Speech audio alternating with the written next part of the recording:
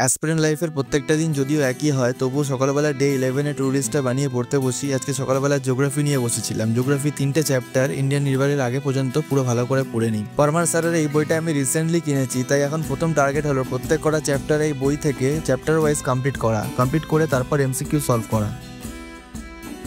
GS পড়াটা complete হয়ে গেলে কিছুক্ষণ বৃষ্টিকে দেখে তারপর আমি ম্যাথস নিয়ে বসি। আজকে করছিলাম ক্যালকুলেশন ব্যাচের 6 নম্বর ক্লাস।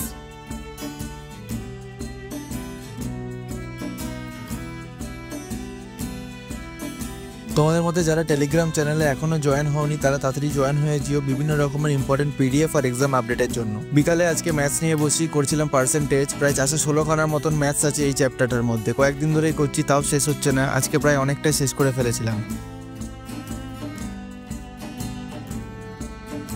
ম্যাথস করা কমপ্লিট হয়ে গেলে তারপর ডিনার করে কিছুক্ষণ বারান্দা দাঁড়িয়ে ফোন দেখছিলাম এবং তারপর আজকে আর রিজনিং না করে প্রিভিয়াসলি যেমন হিস্ট্রিটা পড়েছিলাম সেটাকেই একবার অল ওভার রিভিশন করে সব টার্গেট কমপ্লিট করি।